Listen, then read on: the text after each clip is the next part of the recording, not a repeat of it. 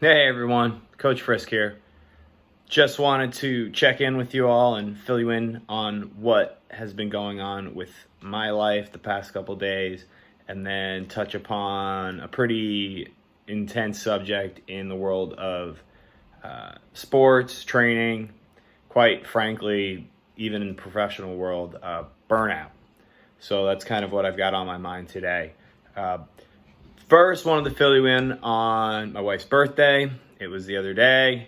It was a big success. It was awesome. We had a lot of people call our house or call my wife, wish her happy birthday, friends, family. So that was nice. Lots of flowers were delivered. She was very happy about that. I blew up some balloons, kind of decorate the house. And most importantly, we had one of our friends Postmate some cupcakes. So I didn't have to worry about baking a cake or anything like that. My wife did end up baking another cake as well. So we got lots of treats around the house right now. I did end up making dinner, which was awesome. We had breakfast burgers. What a breakfast burger is a really yummy hamburger, breadcrumbs, eggs, a little salt and pepper, garlic powder. You kind of blend that up into the burger. It makes it super yummy. Inside of every burger, you put a little thing of butter. That way, when you're cooking the burger, the butter melts, makes the burger extra juicy, which is awesome. Put a little pepper jack cheese on top of that bad boy, top of a bed of some yummy hash browns. And then instead of hamburger buns, it was waffles. In the waffles, you had little pieces of bacon and cheddar cheese. And then we covered the whole thing with some syrup. You can put a fried egg on that bad boy as well, make it extra runny, but my wife's not a big fan of eggs, so we stayed away from that for this time. It was delicious, definitely still feeling it a couple of days afterwards, but it was all well worth it, making the most out of kind of a different time. That being said, we were looking to travel, and one of the questions I got was, where would you like to go and travel somewhere you haven't been so far? And we weren't going to do it on her birthday trip. It was too far of a jaunt, but I've never been to Ireland before. I feel like I'm being a very bad Irish person by not being over there yet, but it's something that at some point in my life I would really like to do, kind of trace back my family's roots and whatnot. So that's a place I haven't been that I would like to travel to. So what I wanted to talk to you guys today about is burnout. I got a question the other day regarding how do you deal with reaching a plateau and then kind of the beginning of burning out in the sport. Plateaus and burnouts can exist in the same world, but they are exclusive from each other. You can have one without the other. I know plenty of people that have continued to have sustained success and they've burnt out in the sport. And at the opposite, I've known athletes that don't go a best time for the last 5-6 years of their career. They have an absolute blast with the sport. So while they can coexist, they don't have to, and they're very separate kind of ideas. So I'm only going to hit upon one of them today, and then in my next video we'll talk about a plateau and how to kind of break through that. But I wanted to talk about burnout first. It's definitely the more serious of the two in terms of kind of the effect it can have on you day to day. But given the circumstances we're in, it actually has a little bit of an easier solution in the moment. So what burnout is defined as is basically the reduction of a fuel or substance to nothing through use. That's like the textbook definition of it. And it makes sense when you apply it to an athlete. It's physical and mental collapse caused by overwork, overstress, and stress. So you've reduced your energy levels, your fuel, to absolute nothing through overuse. So burnout, while kind of people define the moment of burnout, it's a gradual process, and it's something that can affect everybody. It's prevalent in swimming. It tends to be prevalent in some sports where hard work in equals results out a little bit more. More hours in the pool, more yardage people tend to equate with more success, and so people will drive themselves into the ground in the sport of swimming. But burnout happens in all sorts of fields, all sorts of professions.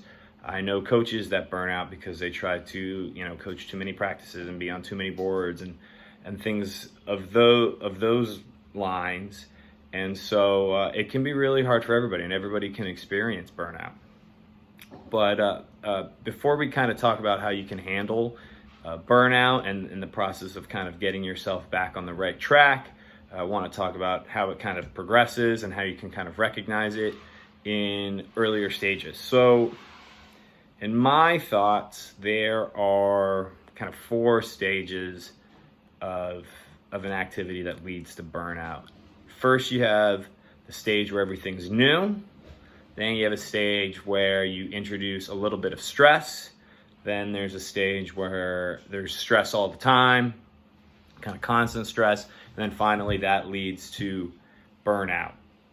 The first kind of stage of anything is something is new, an activity is new. It's fresh, it's exciting, it's different.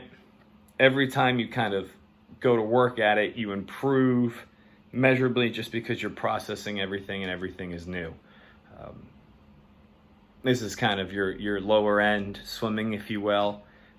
Age group swimming. Every time, or a lot of the time when you dive in as an age grouper, you're growing, so you're still going fast, and that's fun, and you're learning new strokes, and you're racing new races, because you can't, when you're a little kid, maybe you're looking forward to doing some of the longer races. Oh, I want to do the 2 breast or whatever.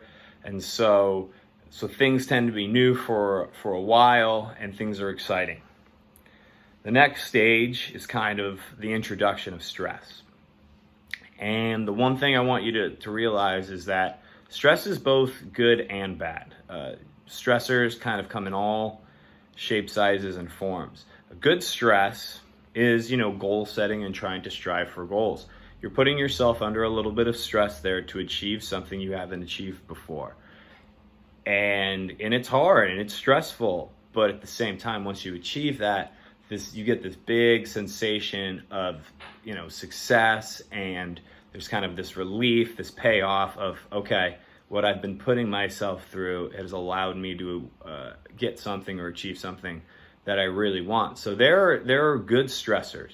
There are also bad stressors, and sometimes what starts as a good stressor over time can become something negative that can affect you a little bit more on the negative side and from day to day. And that's kind of where it starts to shift and kind of to the next stage of it, where it's constant stress.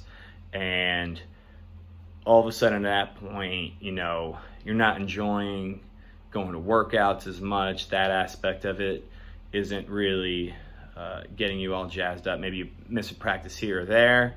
I've also seen it at that point where people react the other way, where all of a sudden they become overly obsessive and they don't miss any practices, including when they're sick and they need to take a day off, and they just don't allow themselves, because if I get behind on one practice, like, then I know this other person did all this work and now I'm behind them even more. And so, it can go 2 different ways how you react to kind of mounting stress. It can be either all in to a fault, or it can be I'm not in, and all of a sudden you're not, putting in the day-to-day work that will allow you to be successful.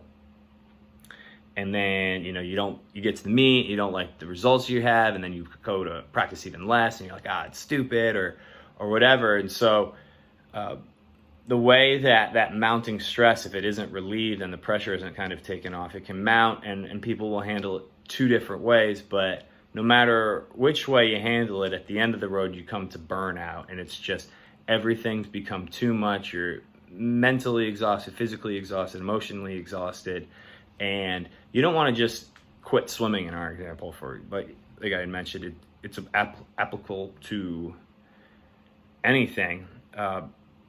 You don't want to just quit swimming in this moment. You want to quit everything. You want to quit life, basically. It's a super depressive state where, nothing's motivating you, nothing's getting you excited, and it's a dark place to be. It's scary, it's sad, it's tough, especially when it comes from something that you used to love so much. All of a sudden you're getting such great angst and negativity towards, and so it's a really tough spot to be in. And as a coach, it's something I try to make sure our athletes don't ever arrive at that point. And you try to check in with them day to day on the deck, and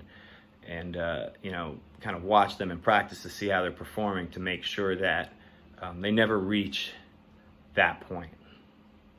Even when we try our best to prevent burnout from happening, sometimes it happens with people.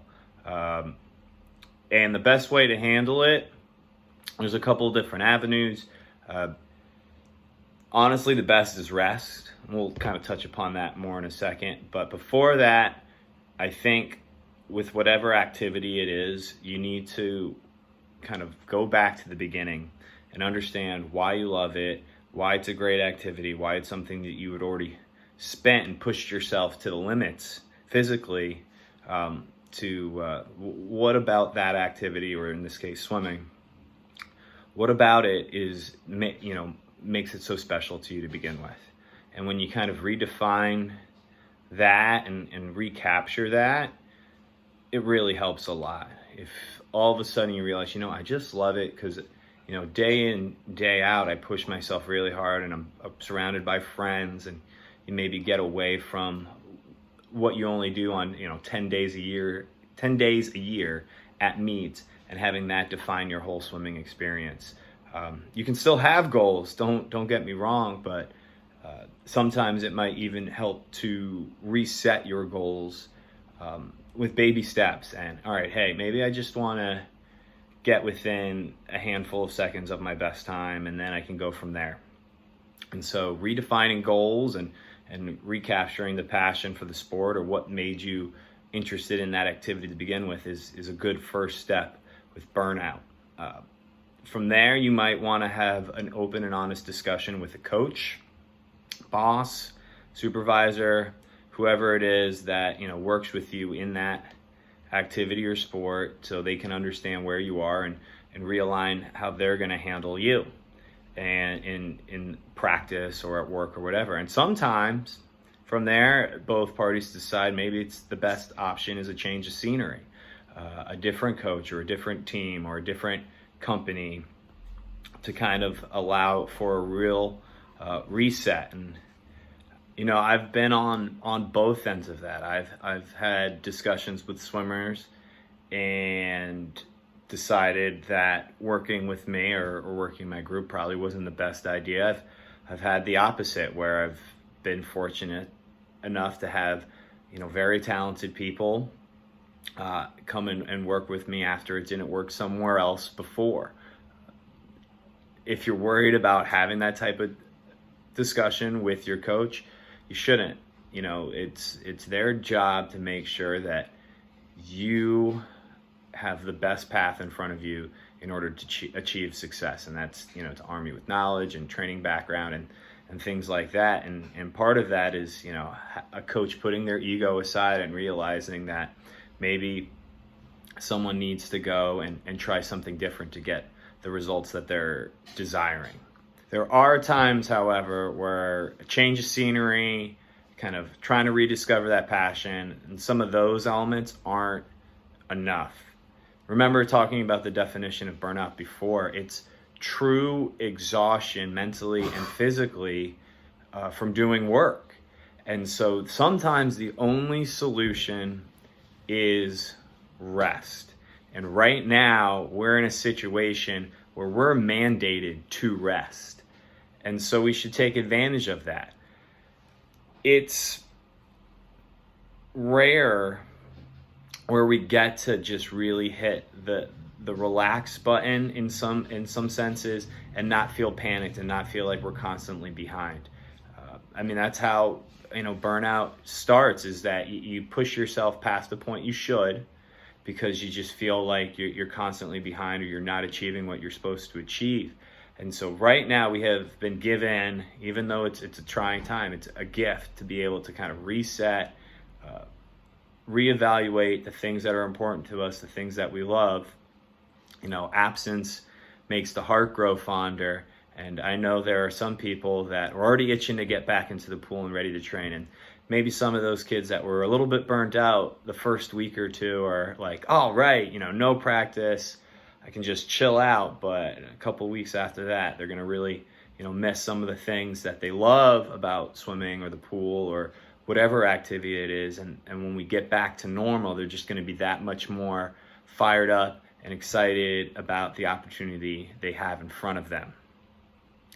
And when you're energized and regrouped and excited and you're able to do focused and consistent work, that's where you break through the plateau. And that's what I'm going to talk about in my next video, breaking through that plateau, and we'll go from there. And hopefully this has been informative for you, and that one will be as well. Really great question. If you guys have other questions, please shoot me an email, coachfriskquestions@gmail.com. Hope you guys all enjoy your weekend, or what just seems like every other day, or whatever at this point. But be well, stay safe, stay positive.